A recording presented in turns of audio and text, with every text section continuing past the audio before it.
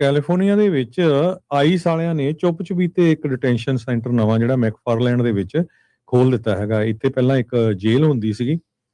ਸੋ ਇਹਦਾ ਨਾਂ ਜਿਹੜਾ ਆ ਹੁਣ ਸੈਂਟਰਲ ਵੈਲੀ ਐਨੈਕਸ ਕਰਕੇ ਰੱਖਿਆ ਗਿਆ ਆ ਤੇ ਕਹਿੰਦੇ ਵੀ ਇਹ ਇੱਥੇ 10,000 ਬੈੱਡ ਤੱਕ ਜਿਹੜੇ ਆ ਹੁਣ ਟੋਟਲ ਕਪੈਸਿਟੀ ਹੋਊਗੀ। ਤੁਹਾਨੂੰ ਸਾਰਿਆਂ ਨੂੰ ਪਤਾ ਆ ਵੀ ਇਹ ਜਿਹੜੀਆਂ ਖੋਲ੍ਹੀਆਂ ਜਾਂਦੀਆਂ ਆ ਜੇਲ੍ਹਾਂ ਇਮੀਗ੍ਰੇਸ਼ਨ ਦੇ ਲਈ ਇਹ ਸਾਰੀਆਂ ਪ੍ਰਾਈਵੇਟ ਕੰਪਨੀਆਂ ਦੀਆਂ ਆ।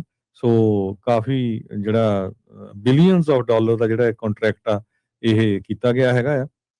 ਜਦੋਂ ਤੋਂ ਹੀ ਡੋਨਲਡ ਟਰੰਪ ਉਹਨਾਂ ਨੇ ਆਫਿਸ ਆਪਣਾ ਇੰਚਾਰਜ ਲਿਆ ਹੈਗਾ ਆ ਤੇ ਪ੍ਰਾਈਵੇਟ ਪ੍ਰਿਜ਼ਨਸ ਜਿਹੜੀਆਂ ਆ ਉਹ ਕਾਫੀ ਜ਼ਿਆਦਾ ਜਿਹੜੀਆਂ ਆ ਉਹਨਾਂ ਨੂੰ ਕਨਵਰਟ ਕੀਤਾ ਜਾ ਰਿਹਾ ਹੈਗਾ ਆ।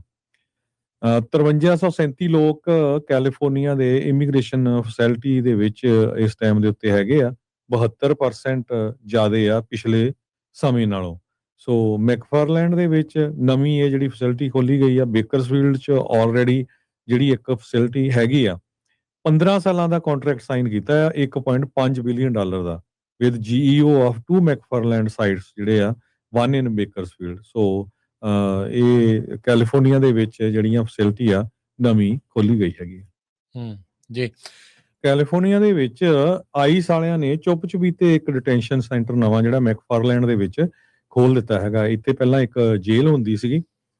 ਸੋ ਇਹਦਾ ਨਾਂ ਜਿਹੜਾ ਆ ਹੁਣ ਸੈਂਟਰਲ ਵੈਲੀ ਐਨੈਕਸ ਕਰਕੇ ਰੱਖਿਆ ਗਿਆ ਆ ਤੇ ਕਹਿੰਦੇ ਵੀ ਇਹ ਇੱਥੇ 10,000 ਬੈੱਡ ਤੱਕ ਜਿਹੜੇ ਆ ਹੁਣ ਟੋਟਲ ਕਪੈਸਿਟੀ ਹੋਊਗੀ। ਤੁਹਾਨੂੰ ਸਾਰਿਆਂ ਨੂੰ ਪਤਾ ਆ ਵੀ ਇਹ ਜਿਹੜੀਆਂ ਖੋਲ੍ਹੀਆਂ ਜਾਂਦੀਆਂ ਆ ਜੇਲ੍ਹਾਂ ਇਮੀਗ੍ਰੇਸ਼ਨ ਦੇ ਲਈ ਇਹ ਸਾਰੀਆਂ ਪ੍ਰਾਈਵੇਟ ਕੰਪਨੀਆਂ ਦੀਆਂ ਆ।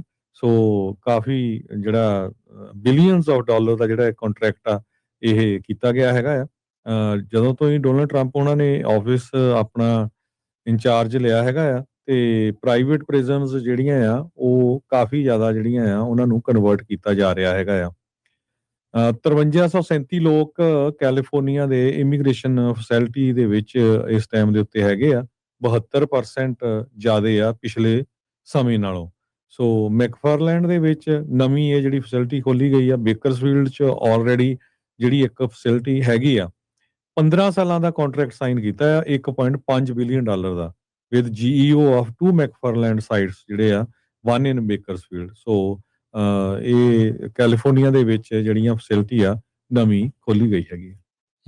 ਜੀ ਕੈਲੀਫੋਰਨੀਆ ਦੇ ਵਿੱਚ ਆਈਸ ਵਾਲਿਆਂ ਨੇ ਚੁੱਪ-ਚੁਪੀਤੇ ਇੱਕ ਡਿਟੈਂਸ਼ਨ ਸੈਂਟਰ ਨਵਾਂ ਜਿਹੜਾ ਮੈਕਫਾਰਲੈਂਡ ਦੇ ਵਿੱਚ ਖੋਲ੍ਹ ਦਿੱਤਾ ਹੈਗਾ। ਇੱਥੇ ਪਹਿਲਾਂ ਇੱਕ ਜੇਲ੍ਹ ਹੁੰਦੀ ਸੀਗੀ।